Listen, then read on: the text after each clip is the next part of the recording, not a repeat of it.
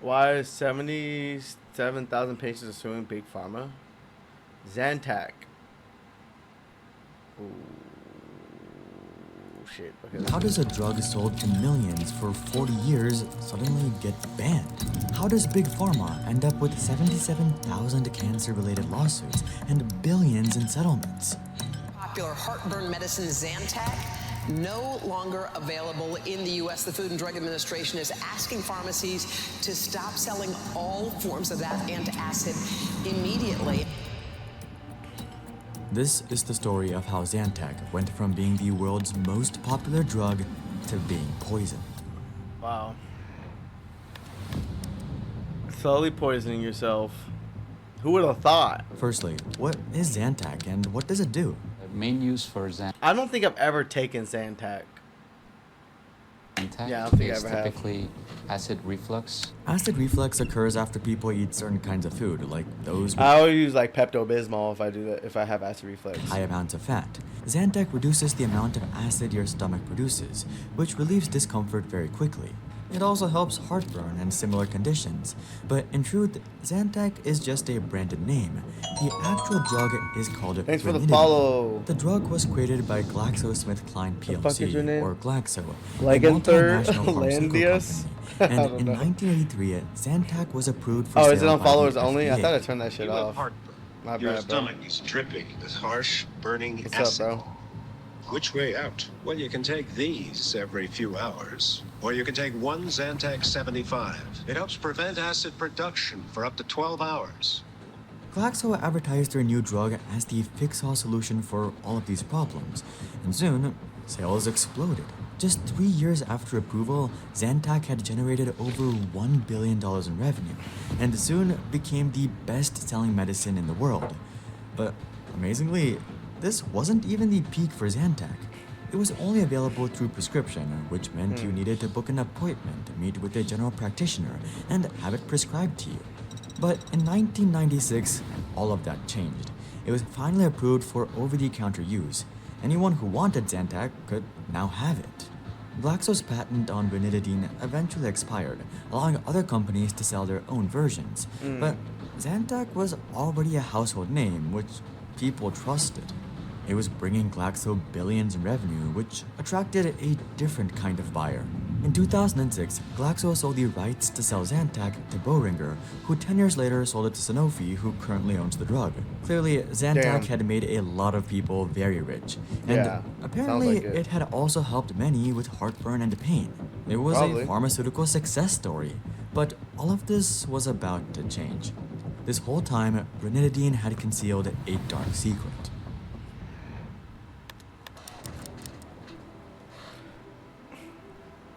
It turns out ranitidine contains a chemical called NDMA, which can develop various cancers when ingested. NDMA. Considering this, it's shocking that this was even approved. But Zantac tablets contain a very NDMA, small amount, not MDMA. less than the FDA's daily limit. This meant the drug was safe to consume. At least, they thought. As it turns out, Glaxo withheld vital information when submitting Zantac for approval.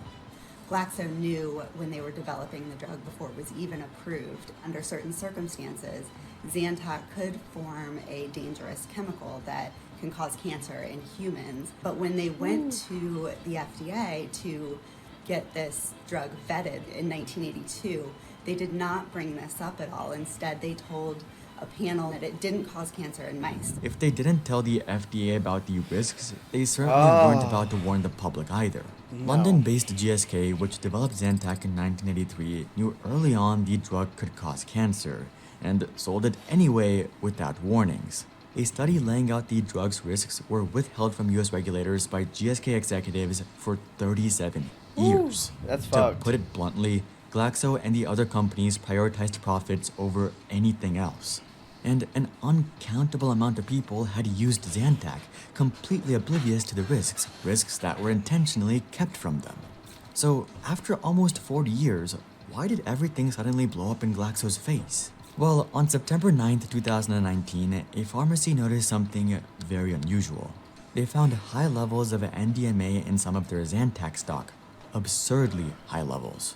The FDA's acceptable daily intake of NDMA is 96 nanograms, and the Damn. Zantac apparently contains 18 nanograms. But the pharmacy measured over 3 million nanograms of NDMA in their Zantac. Holy Something shit. was wrong. Very wrong. They immediately filed a You're complaint literally eating cancer at that point. Holy to fuck. the FDA and suspected that the high NDMA was caused by high temperatures. An in-depth study and experiment was promptly conducted by Emory Pharma, and what they found was shocking. While basic Zantac does actually only contain 18 nanograms of NDMA, storing it at 77 degrees Fahrenheit or 25 degrees Celsius for 12 days causes the NDMA to increase to 25 nanograms. When stored at 158 degrees Fahrenheit or 70 degrees Celsius, the amount rises to 142 nanograms, well above the acceptable limit. The amount of NDMA was increasing with temperature, meaning that anyone who left a box of Zantac in their car or perhaps directly in the sun would generate more NDMA than the maximum daily limit.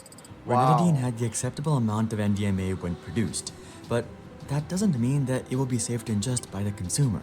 Emory Pharma quickly filed a formal petition to the FDA, stating that So like the chemicals turned into more NDMA as it sits in heat. That's crazy, actually. What the fuck? It just continues to cook Zantac up can cancer. produce unacceptably high levels of a cancer-causing chemical when exposed to heat. And soon, the FDA issued an order that all ranitidine must be recalled. The FDA stated that they didn't observe unacceptable levels of NDMA in many of the samples that we tested. However, since we don't know how or for how long the product might have been stored, we decided that it should not be available to consumers and patients unless its quality can be assured.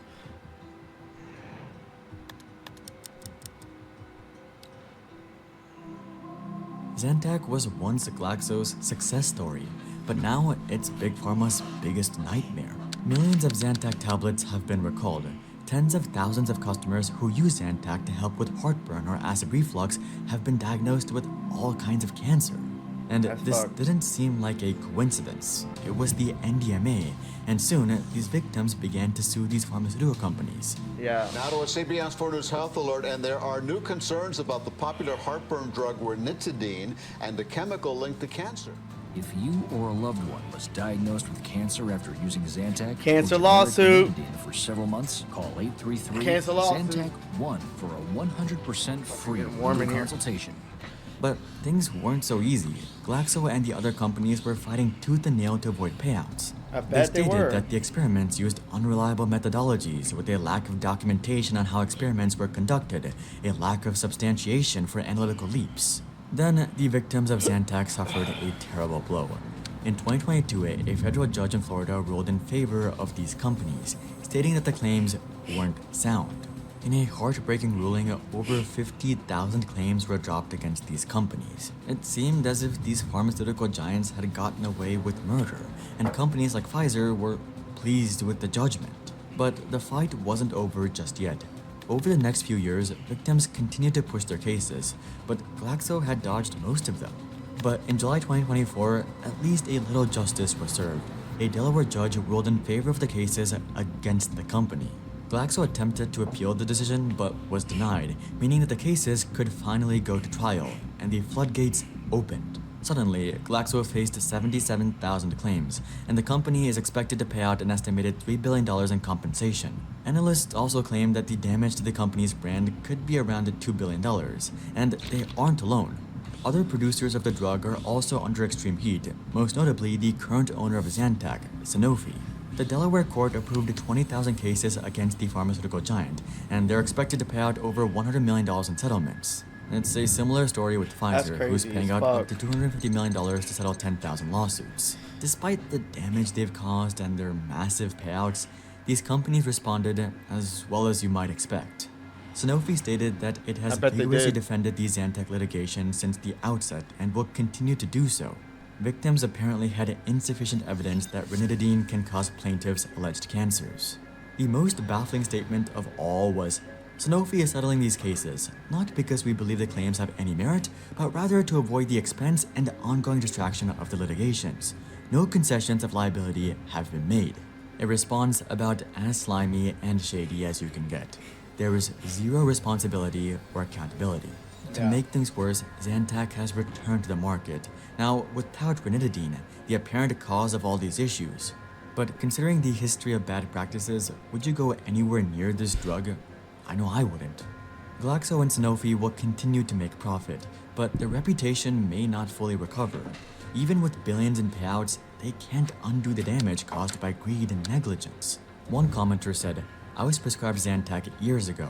For years now, I have a rare type of pancreatic cancer that's Damn. in my liver. Scary to think that it could have come from years of taking prescription Zantac. Yeah, it No probably price was. or payout It probably fucking was. That's the crazy part. can make right the harm they've caused, but there may be one silver lining. These lawsuits and investigations may have set a precedent for the future of drugs. The Zantac scandal has sent shockwaves throughout the pharmaceutical industry. There have been calls for greater accountability, transparency, and regulation. Hopefully, a Zantac situation can't be repeated. It would not surprise me if in the upcoming weeks to months we see even more medications being flagged, because it seems like it's a manufacturing issue. I think this is something that is currently being studied. There is a chance that other well-known over-the-counter drugs will reveal dark secrets. The question is, which ones? Hopefully that doesn't happen though, and we have a safer future with pharmaceuticals.